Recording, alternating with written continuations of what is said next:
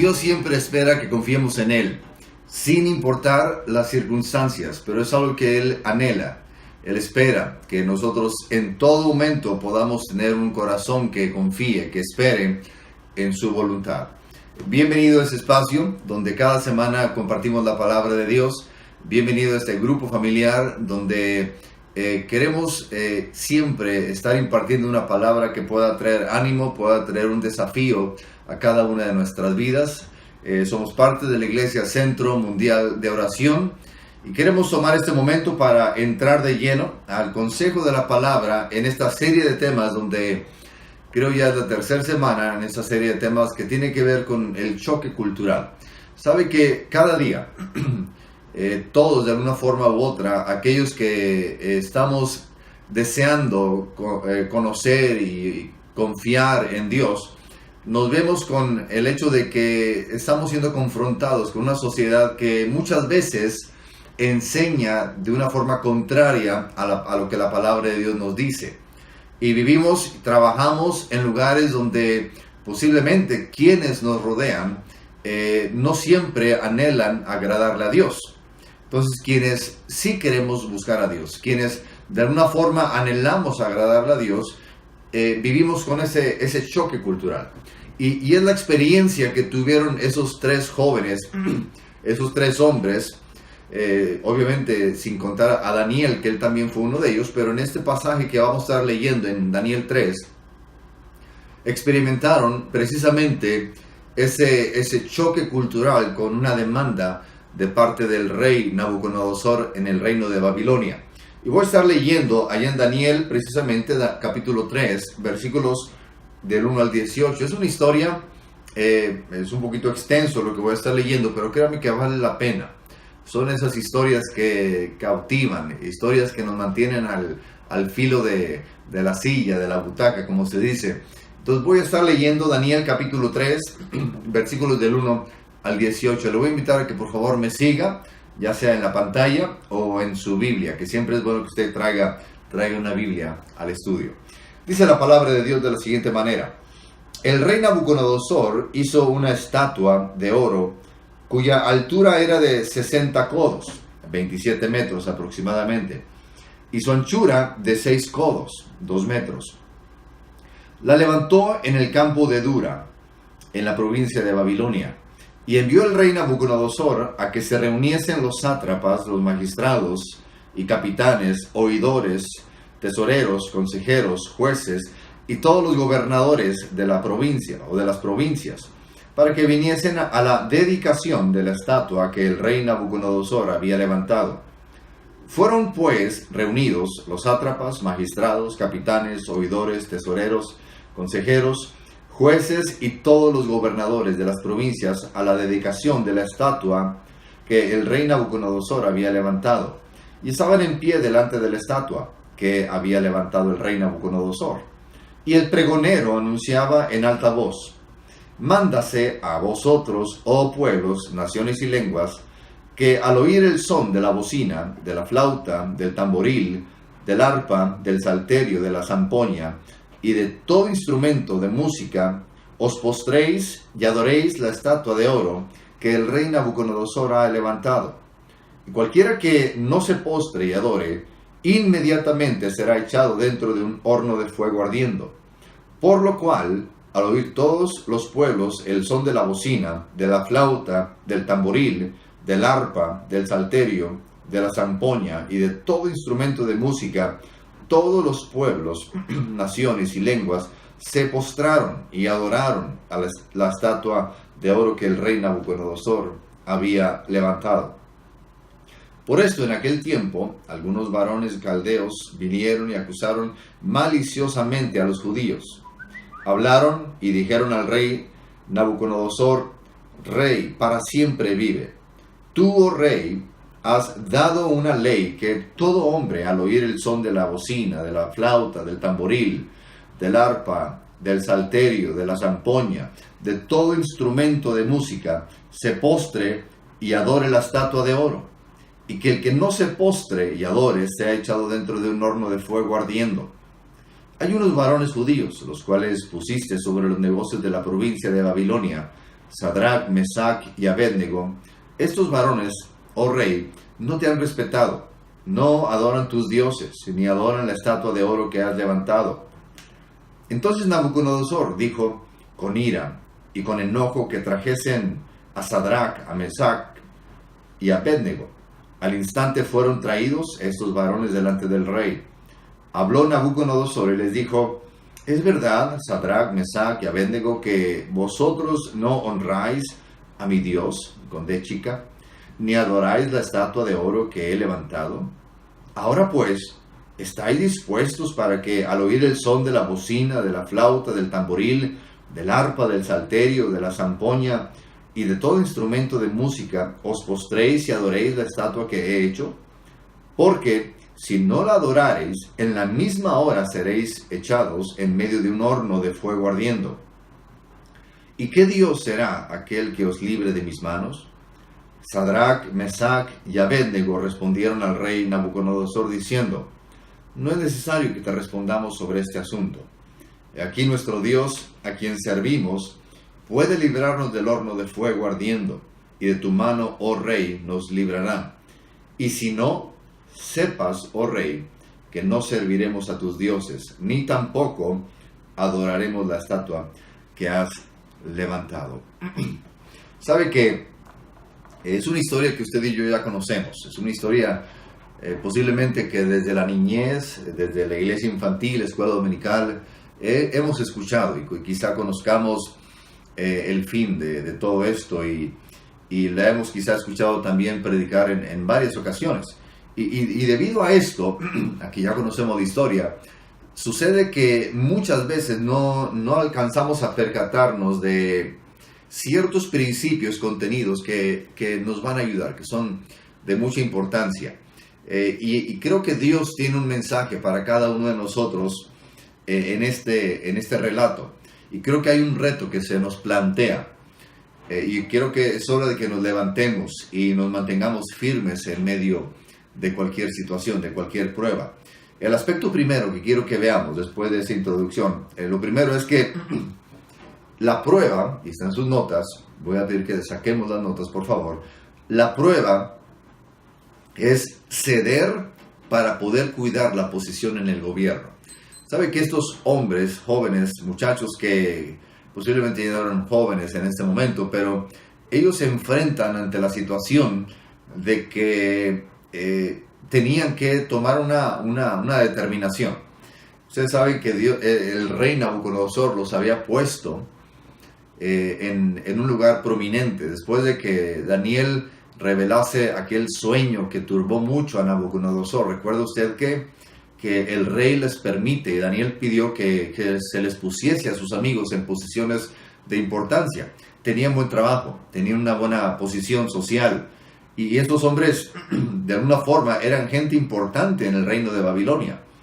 Entonces, al enfrentar esa situación, cuando el rey los está confrontando y les dice: ustedes no quieren postrarse, adorar a la estatua que yo he mandado hacer y le he pedido que se erija, ustedes no quieren arrodillarse ni adorarla, y saben que ustedes van a perder todo y van a ser echados a un horno de fuego. Miren, y era una situación difícil. Ellos tenían mucho que perder. No era cualquier cosa. Era que obedecían al rey en su orden o permanecían fieles a Dios. Una decisión que implicaba perder, obviamente, todas sus posiciones por el hecho de que simplemente iban a morir, perder sus vidas. Y pudieron haber pensado un sinfín de cosas, ¿no? Era solamente una dedicación. No era que se les pidiese que todos los días iban a estar ahí postrados ante la estatua, no. La invitación era a la inauguración, por así decirlo, a la dedicación de esta estatua. Y ellos pudieron muy bien haber pensado: pues es solamente la dedicación, podemos estar ahí un rato y que al cabo Dios conoce nuestro corazón, Dios sabe que lo amamos, Dios conoce nuestra intención. Les decía yo el domingo a los hermanos que posiblemente ellos pudieron haber pensado entre ellos: pues nos hincamos, que al cabo, al estar nosotros hincados, vamos a cerrar nuestros ojos y adoramos a Jehová, a nuestro Dios, que al cabo ellos ni cuenta se van a dar. y Dios sabe que lo estamos adorando a Él. En fin, pudieron haber tenido un sinfín de posibilidades de cómo poder razonar y poder zafarse de la situación. Sin embargo, fue una prueba que iba mucho más allá de una simple adoración. Era el hecho de que si estaban ellos dispuestos a exponer sus propias vidas por su convicción de adorar a Dios. Y a mí me llama mucho la atención que había mucho en riesgo. Ellos estaban, acabo de mencionar, estaban con el riesgo de perder todo lo que habían logrado. No solo eso, estaban a punto de perder sus vidas, pero eso no les detiene para tomar una decisión que iba conforme a la palabra de Dios. Entonces, ellos toman una decisión sabia. Ellos toman una decisión que les va a permitir conocer a Dios de una manera sobrenatural. Y esto me lleva al punto número 2. La prueba fue ceder para poder cuidar la posición de gobierno. Esa era una prueba. Cedemos para poder, ¿cómo ven, chavos? Vamos a ceder, que al cabo va a ser una dedicación solamente, como quiera, ya mañana es otro día y le pedimos perdón a Dios, en fin.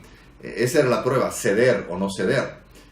Pero el segundo aspecto era la respuesta que ellos dan al rey. Y está en los versículos 16 y 18, donde la respuesta es: no vamos a inclinarnos a adorar tu imagen. Y saben que tenían una fe tremenda, una confianza en Dios. Ellos conocían el poder de Dios. Este conocimiento, créanme que no se construye de la noche a la mañana. Ellos podemos verlo desde Daniel, el primer capítulo de Daniel, que ellos tenían realmente una convicción de querer agradar a Dios en todo momento. Y esto no fue algo así de repente que dijeron, no nos vamos a inclinar. No, esta decisión de no inclinarse viene de una comunión que ellos tuvieron, de una comunión que ellos tenían constante con Dios. Y esa comunión constante con Dios los llevan a poder tomar una decisión en el momento de la prueba. No fue casualidad que ellos hayan dicho no vamos a inclinarnos. No fue obra de una chiripa o les salió buena en ese momento, sino que había una convicción en ellos de tiempo atrás.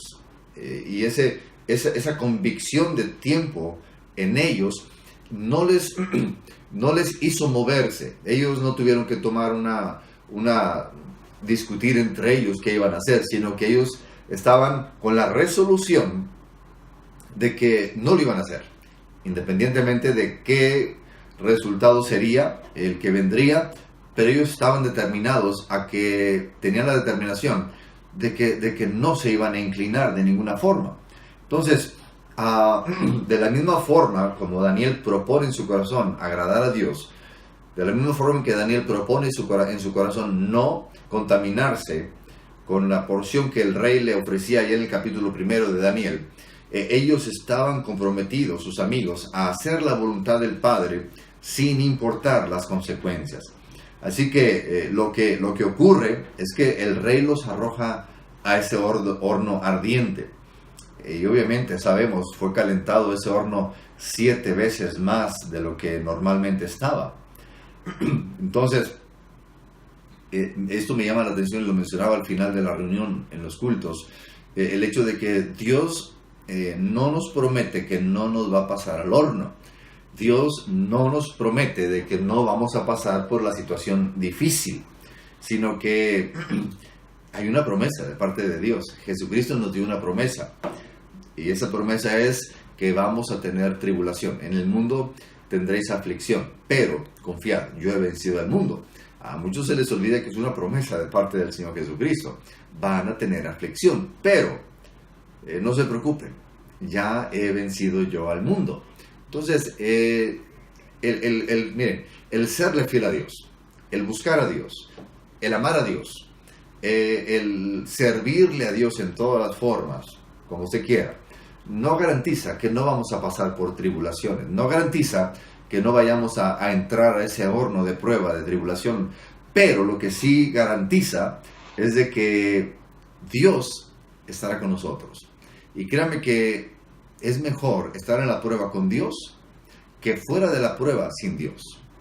Porque créanme que dice la palabra de Dios que todo va a pasar, pero Dios, la palabra de Dios no va a pasar. Es bueno estar siempre cimentados, es bueno siempre estar anclados a algo que permanece para siempre, y eso es la palabra de Dios, es Dios mismo. Entonces, estos muchachos tienen la respuesta de inmediato y le dicen, de ninguna manera vamos a arrodillarnos a tu imagen, y haz lo que quieras. Quiero que sepas bien, oh rey, que nuestra decisión ha sido tomada no ahorita. Es una decisión que ya está en nosotros desde siempre. No importa cuál sea tu amenaza, esa es nuestra resolución. No vamos a poder inclinarnos a tu imagen. Y haz lo que quieras, hazle como puedas. En alguna forma fue lo que le dijeron. Esto me lleva al punto número 13. ¿Qué sucede? ¿Cuál es la respuesta de Dios a esa determinación de estos jóvenes? El número 3, el resultado es victoria total. Fíjese en el versículo 27, Daniel 3, 27 dice, y se juntaron los sátrapas, los gobernadores, los capitanes y los consejeros del rey para mirar a estos varones, como el fuego no había tenido poder alguno sobre sus cuerpos, ni aun el cabello de sus cabezas se había quemado. Sus ropas estaban intactas y ni siquiera olor de fuego tenían. Fueron guardados completamente del fuego.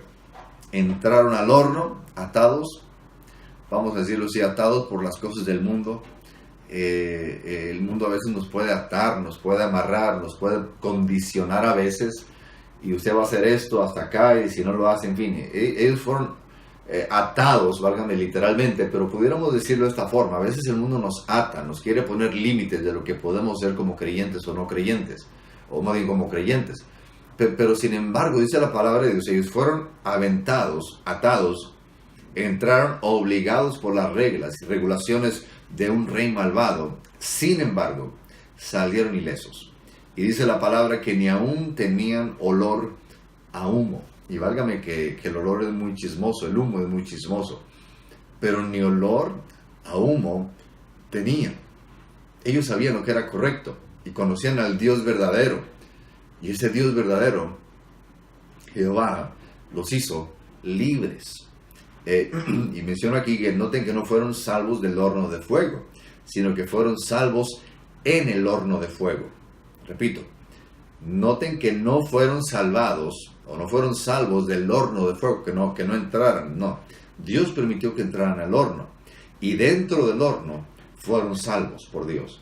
Y puede que no sea que dice aquí, puede que no sea que el Señor quitara nuestras pruebas.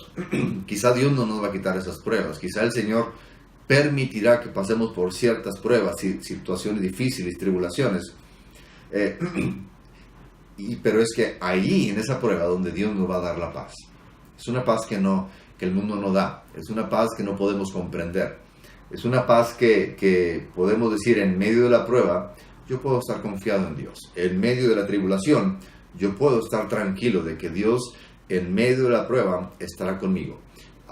En este pasaje me llama mucho la atención que Nabucodonosor, en sus propias palabras, dice que no eran 3 los que metimos al horno, y los que estaban ahí con él, sí, fueron 3. Bueno, ¿por qué hay 4? Y veo, y que se están paseando. Le decía a los hermanos que es bien interesante cómo se pueden pasear en medio de la tribulación. Regularmente cuando uno usa la palabra pasear, es salir a pasear, ¿no? De vacaciones, pasearse al parque, pasearse, no sé, al monte, al campo, a disfrutar el aire. Me llama la atención que Nabucodonosor utiliza esa palabra. Se andaban paseando en el horno, se estaban paseando en la prueba. ¿Por qué se estaban paseando?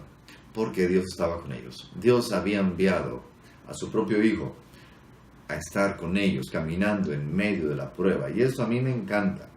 Entonces podemos estar bajo la seguridad, hermano, de que Él no nos va a poner una prueba, Dios, más grande que la que usted y yo podamos cargar. Y esto es una realidad. si estos hombres nunca hubieran tomado la decisión de oponerse al rey, si nunca hubieran tomado la decisión de levantarse y aceptar el desafío, nunca habrían conocido al Hijo de Dios en vida. Ellos pudieron haber tomado una decisión racional, una decisión, no sé, vamos a inclinarnos, aunque no vamos a estar adorando la imagen. Pudieron haber usado un razonamiento humano, pero no, era mejor obedecer a Dios.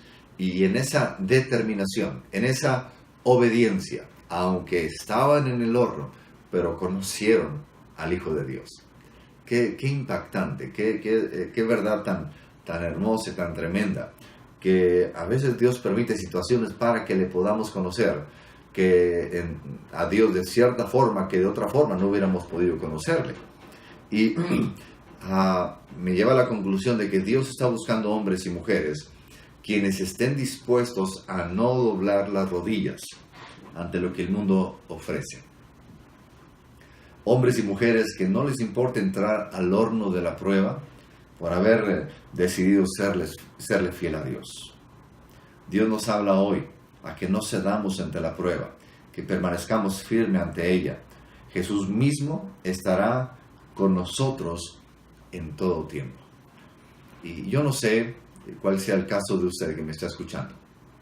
Y no sé en qué momento usted me está escuchando. Puede ser en esta semana, puede ser dentro de un año, puede ser dentro de 3 años, 5 años, 20 años. No sé cuánto este video vaya a durar en esta página. Pero no importa en qué momento usted esté escuchando este mensaje. En esa prueba, si usted le sigue siendo fiel a Dios, Dios estará con usted y Dios le sacará adelante en medio de esa prueba. Créanme, Dios lo sacará adelante. No desista, no deje de buscar a Dios, no deje de buscar a Dios en la iglesia, no deje de venir a la iglesia, no deje de ir al grupo familiar. Busque a Dios. Créame que Dios es tan real que de cualquier cosa que usted pueda conocer. Y Dios en este momento anhela abrazarle con su amor. Permítame orar. Padre, solo tú conoces la situación de cada persona que está escuchándome. Solo tú sabes cuál es la situación. Pero lo que sí sabemos es que tú eres mayor. Tú eres más grande que cualquier situación, más grande que cualquier prueba. Y en esta hora yo te pido por cada persona, cada amigo que me está escuchando, amiga, que en medio de la prueba, Señor, ellos puedan salir victoriosos. En medio de la prueba, Señor, Dios, podamos conocerte a ti tal y como tú eres. Gracias porque tú nunca cambias. Gracias porque así como estuviste con estos jóvenes en aquel horno, tú estás con nosotros en todo tiempo. Y por eso te damos gracias. Y por eso te honramos. En el nombre de Cristo Jesús. Amén. Amén. Dios nos los bendiga, hermanos. Gracias por su atención. Y un saludo de parte de toda la iglesia, de todo el cuerpo ministerial. Les amamos. Y adelante en los propósitos de Dios. Amén.